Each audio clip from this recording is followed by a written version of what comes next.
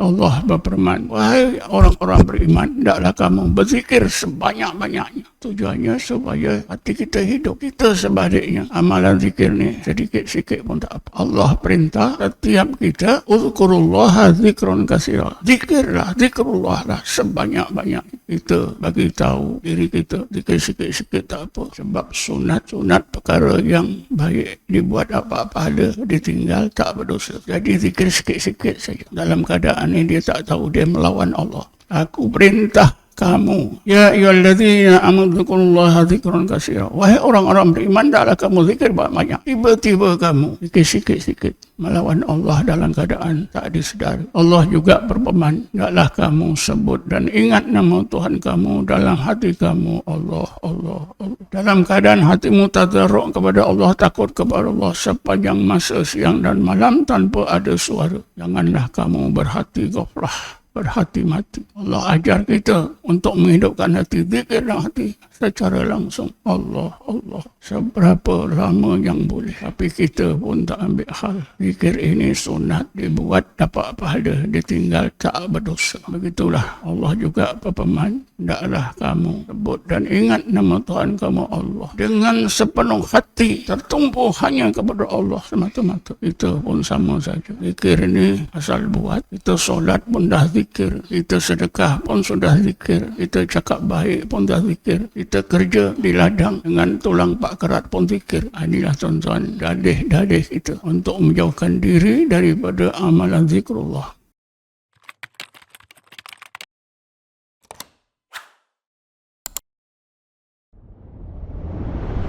Ramai di kalangan manusia yang beriman yang tidak dapat mengetahui sebahagian daripada hakikat kejadian diri masing-masing, walaupun perkara yang asas. Sehingga ramai orang-orang mukmin mati dalam umur yang lanjut 80, 90, 100 dalam keadaan tak tahu aspek kejadiannya yang sangat penting. Karena itu mereka tidak dapat memanfaatkan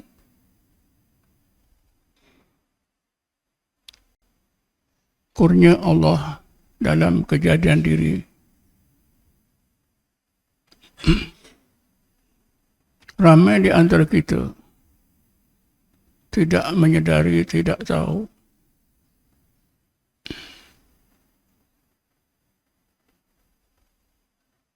tentang akal dan hati.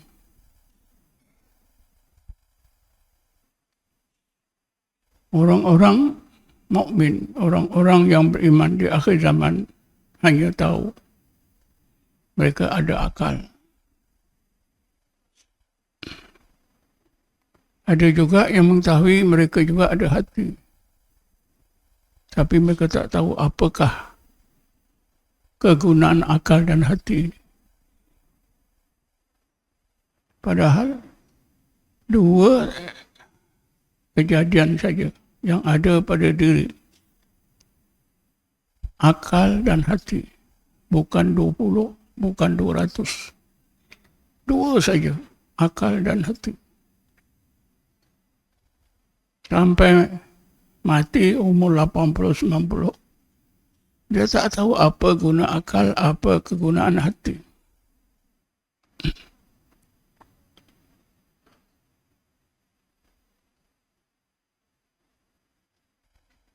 Akal masing-masing kita tahu.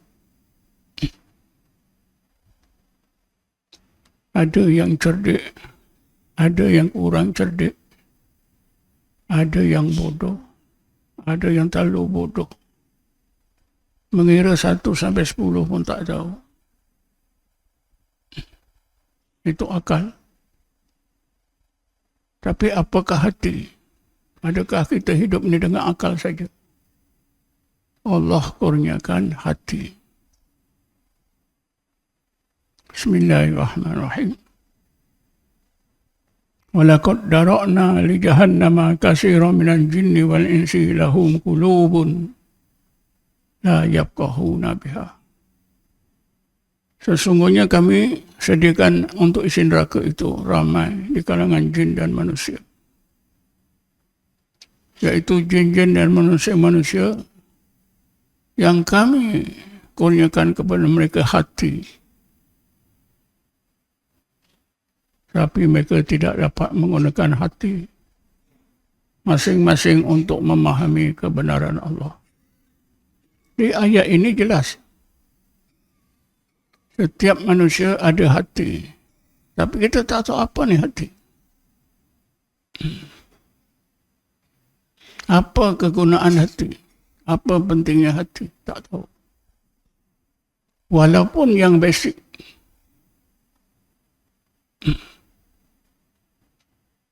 Sangat sayang bila kita mati. Kita tak tahu apa itu hati, apa kegunaan hati. Kerana kita tak tahu, jahil tentang hati. Kita tak gunakan hati kita. Sampai kita mati. Padahal kegunaan hati itu sangat banyak. Kedudukan hati sangat penting. Kerana Rasulullah bersabda, sesungguhnya Allah tidak memandang semata-mata amalan kamu, rupa keterampilan kamu. Akan tetapi Allah melihat hati kamu. Tapi itulah sayang yang kita tahu. Apa ini hati? Tak tahu.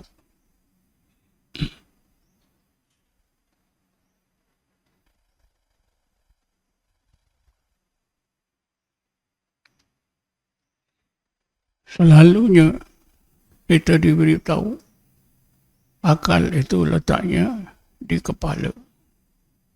Hati itu letaknya di dada. Kerana Rasulullah pernah menunjukkan al-imanu hahuna. Allah gunakan telunjuknya mengarah ke dada. Iman itu dalam hati di sini. Dan kita semua tahu akal itu di kepala. Hati itu di dada.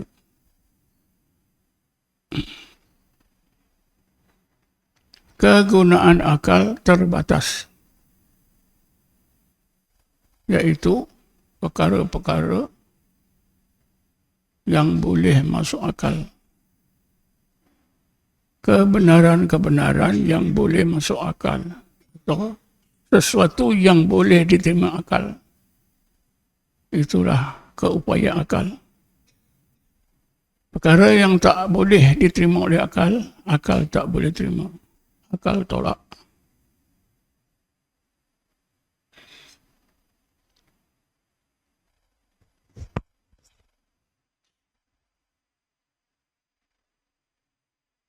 Apabila Rasulullah menceritakan perjalanan Isra' dan Mi'raj, ada beberapa orang yang beriman jadi murtad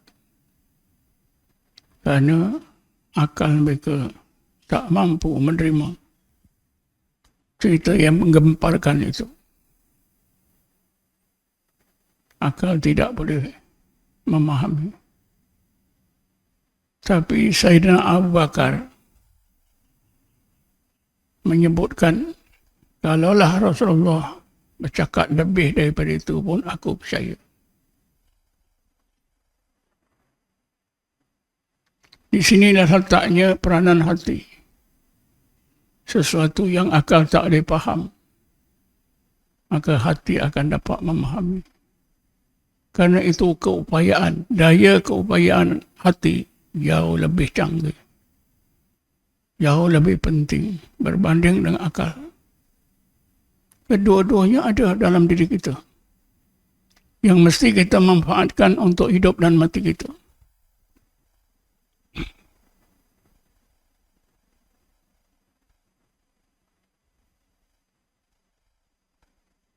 hati untuk memahami, terutama perkara-perkara yang akal tak boleh faham.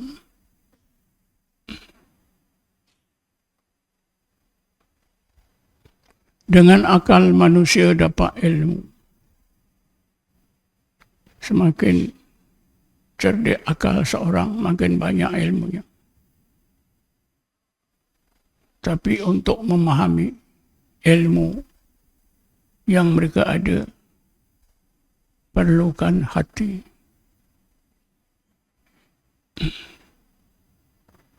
Dan hati itu seperti akal, ada yang bodoh, ada yang cerdik.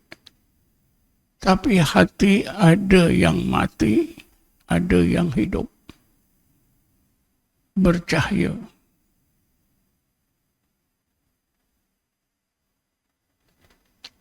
Ayat 122 surah Al-An'am, Allah berfirman, "Awaman kana mayitan fa ahyaynahu wa ja'alna lahu nuran yamshi bi fin nas. Kaman masaluhu fi dhulumat laisa bi kharijin minha." Dalam ayat ini Allah menceritakan dua keadaan hati. Hati yang pertama yang Allah hidupkan, Allah beri cahaya. Dengan hati yang bercahaya ini, orang tersebut dapat menimba ilmu yang akal tak boleh timba. Dan ilmu ini diperlukan oleh masyarakat sekitarnya. Lalu orang tersebut mampu menyebarkan ilmu ke dalam masyarakatnya. Hati yang kedua ialah hati yang mati,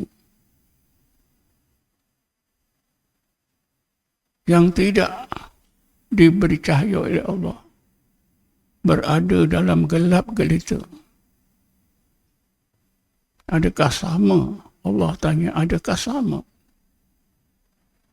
Seorang yang berhati hidup bercahaya, mampu menggunakan hatinya untuk memahami berbagai ilmu yang hebat-hebat, lalu disebarkan kepada masyarakatnya. Satu lagi, orang yang berhati mati, tidak bercahaya, berada dalam kegelapan. Adakah sama? Allah tanya kita. Jawabnya tentulah tak sama. Tapi apakah kita dapat memahami seterusnya apa yang Allah maksudkan dalam ayat ini? Ini yang jadi masalah kita. Kita tak pernah tanya pun sejak kita lahir sampai mati mungkin. Macam mana kita nak dapat hati yang hidup, bercahaya? Macam mana kita nak mengelakkan hati kita terus mati dalam gelap? Macam mana kita nak elakkan? Tak pernah tanya.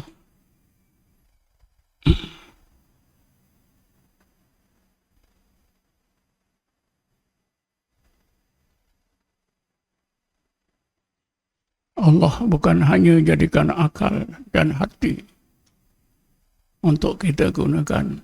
Allah sediakan jalan-jalan, kaedah-kaedah ilmu dan amalan. Bagaimana nak membangunkan akal dan hati. Tapi ini juga kita tak pernah ambil peduli. Tak ada kita tanya macam mana kita nak membangunkan hati kita, supaya hati kita dihidupkan oleh Allah bercahaya. Boleh kita gunakan untuk memahami rahsia-rahsia yang terdapat dalam Quran dan hadis. Rahsia-rahsia agama. Itu tak pernah. Walaupun kita manusia ada kecenderungan ingin tahu, tapi keinginan kita hanya untuk mengetahui kepentingan hidup, kepentingan mati, kepentingan akhirat. Kita lupa. Kita hendaklah ingat bahawa seluruh babak hidup kita merangkumi 5 babak. Babak yang pertama di perut ibu. Sebelum diberi nyawa dalam keadaan segumpal daging.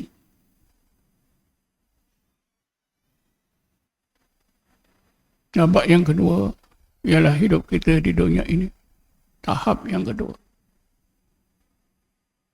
Kita lihat sesudah kita hidup di babak kedua, rupanya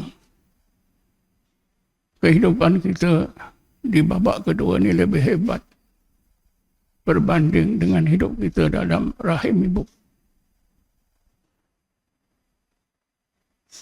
Sekarang ini bila kita berada di babak kedua hidup di dunia,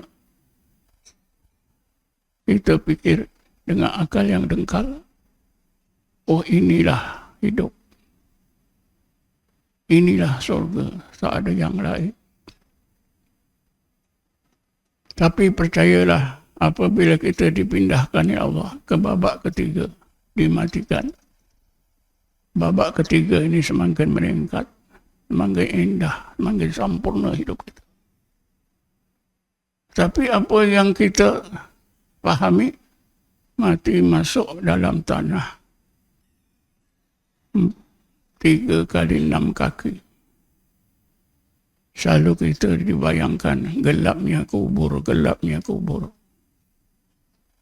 Sedangkan bila kita mati, kita berada di alam barzakh. Alam yang lebih luas daripada alam yang kita duduk sekarang. Lebih indah, lebih baik. Semuanya lebih. Tidak ada yang kurang.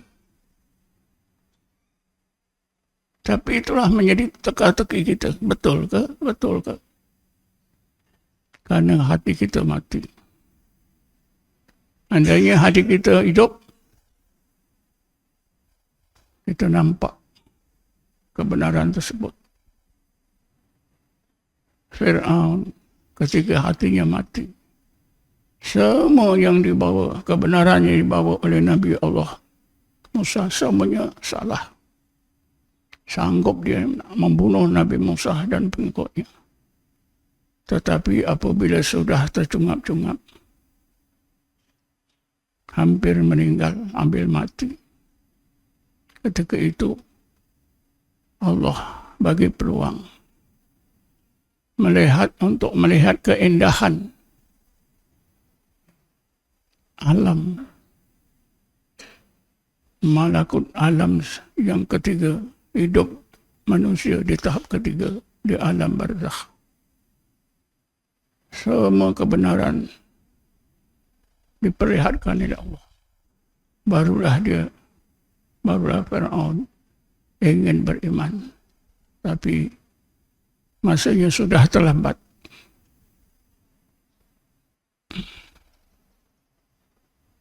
Babak yang keempat ialah kita dihidupkan di padang mahsyar.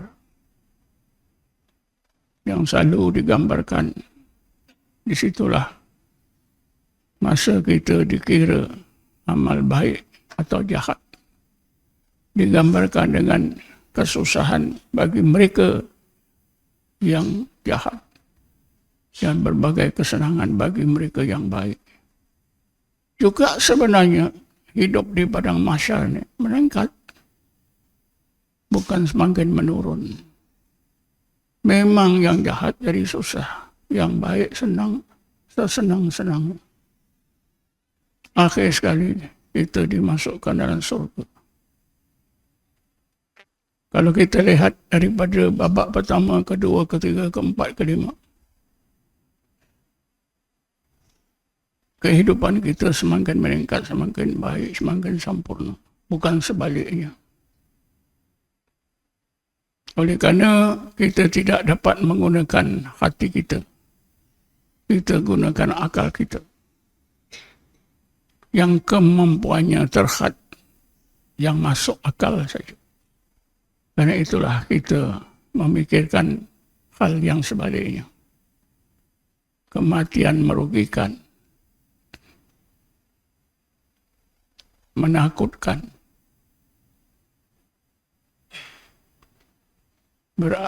kehidupan di padang masa juga menakutkan. Tetapi kalau kita mampu menggunakan hati untuk memahami itu semua, insya-Allah kita menjadi manusia yang bersikap sangat positif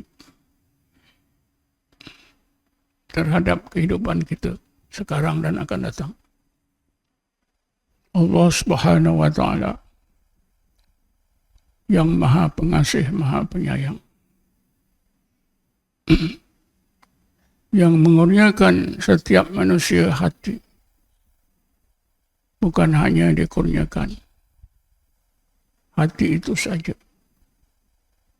Di samping Allah kurniakan hati kepada setiap kita, Allah beri kepada kita ilmu, amalan yang boleh membangunkan hati kita. Tapi cuba masing-masing kita tanya diri masing-masing, sejauh mana kita ambil hal, sejauh mana kita ambil perhatian ilmu dan amalan yang Allah ajar untuk membangunkan hati kita. Masing-masing jawab. Sedang ilmu-ilmu lain bersungguh-sungguh dipelajari, tak cukup dalam negeri, pergi ke luar negeri, ke Jepun, ke Korea, ke Amerika, ke Britain, ke Perancis, ke Jerman. Tapi ilmu dan amalan untuk membangun hati dibiar sampai mati.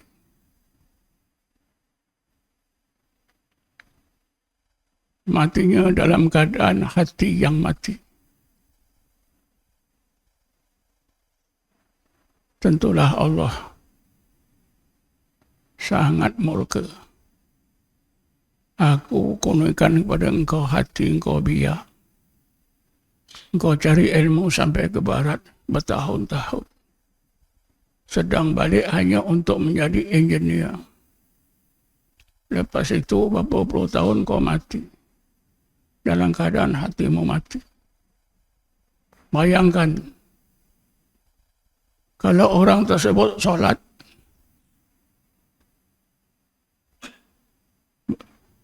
5 waktu, tambah lagi solat yang sunat ba'diyah qabliyah, tentulah solatnya dalam keadaan hatinya yang mati. Macam mana nak dapat solat yang khusyuk? Puasanya puasa orang yang mati hati. Hajinya haji orang yang hatinya mati. Sedekahnya, zakatnya, zakat orang yang hatinya mati. Seluruh amalannya dalam keadaan hati yang mati. Macam mana ibadat boleh sempurna? Ini semua kita tidak pernah fikir pun.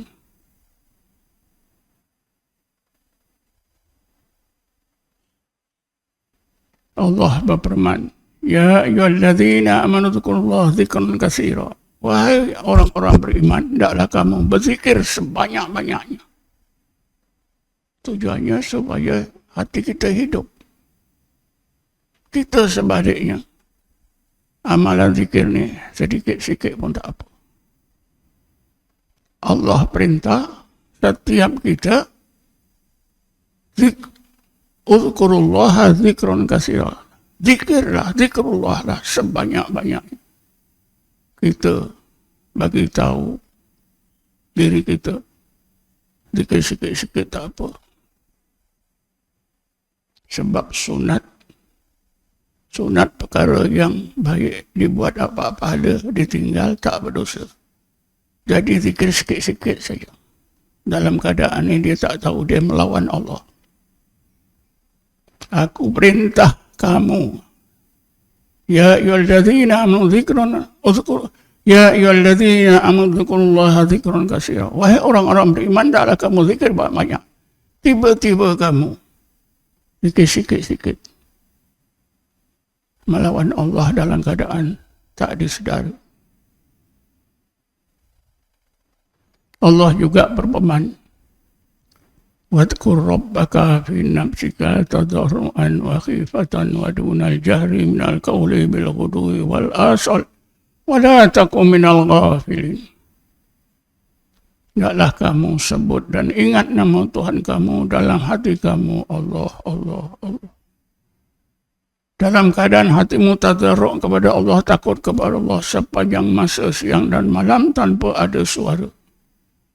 Janganlah kamu berhati ghaflah, berhati mati. Allah ajar kita untuk menghidupkan hati, zikir dan hati secara langsung. Allah, Allah. Seberapa lama yang boleh. Tapi kita pun tak ambil hal. Zikir ini sunat. Dibuat dapat pahala, ditinggal tak berdosa. Begitulah Allah juga berfirman. Bismillahirrahmanirrahim. Wadhkur isma rabbika wa tabattal ilaihi tabtila. Hendaklah kamu sebut dan ingat nama Tuhan kamu Allah dengan sepenuh hati, tertumpu hanya kepada Allah semata-mata. Kita pun sama saja. Zikir ini asal buat. Kita solat pun dah zikir. Kita sedekah pun sudah zikir. Kita cakap baik pun dah zikir. Kita kerja di ladang dengan tulang pak kerat pun zikir. Inilah tuan-tuan, dalih-dalih kita untuk menjauhkan diri daripada amalan zikrullah. Jadi kita perlu kembali kepada seruan Allah supaya kita berzikir sebanyak-banyaknya sepanjang masa kalau kita boleh, siang dan malam. Bersungguh-sungguh kemahan kita hanya Allah dan keredaannya. Supaya Allah beri kehidupan yang diredai, yang sebaik-baiknya. Kematian begitu juga. Kematian yang diterima diredai Allah Subhanahu wa ta'ala. Tapi ini semua memerlukan hati yang hidup. Sebab itulah setengah ulama mengatakan, zikrullah lil qalbi kalma'i lis samaki. Fakaifa halus samaki idha faqadal ma'. Zikrullah bagi hati persis seperti air bagi ikan. Bagaimana ikan kalau tak ada air? Jawabnya mati. Begitulah bagaimana hati kalau tak ada zikir. Jawabnya mati. Janganlah kita berdalih. Aku banyak sembahyang pun zikir. Aku banyak puasa pun zikir. Aku banyak baca Quran pun zikir. Aku tak ngumpat orang pun zikir. Ini semua dalih-dalih. Karena Allah secara khusus perintah kita berzikir. Amalan-amalan yang saya sebutkan itu memang kita sudah maklum. Tapi janganlah disebabkan kita sudah solat, kita sudah baca Quran, kita sudah sedekah, kita tak berzikir. Ini satu kesilapan besar. Karena kita diperintah semuanya itu. Zikir diperintah, solat diperintah, sedekah diperintah, akhlak baik, semua diperintah. Selagi kita berdalih, kita tidak akan beramal dengan zikir. A'udzubillahi minasyaitonir rajim. Bismillahirrahmanirrahim. Wassalatu wassalamu ala asyrafil anbiya'i wal mursalin sayyidina Muhammad wa ala alihi wa sahbihi ajma'in. Allahumma ighfir lana warhamna, Allahumma ighfir lana warhamna, Allahumma ighfir lana warhamna. ولآبائنا ولأمهاتنا ولذوي الحقوق الواجب علينا ولجميع المسلمين والمسلمات والمؤمنين والمؤمنات برحمتك يا أرحم الراحمين. اللهم إنا نسألك إيمانا دائما وقلبا خاشعا وعلما نافعا وعملا صالحا. اللهم لا حق حق وارزقنا اتباع الباطل وارزقنا اتباعه. اللهم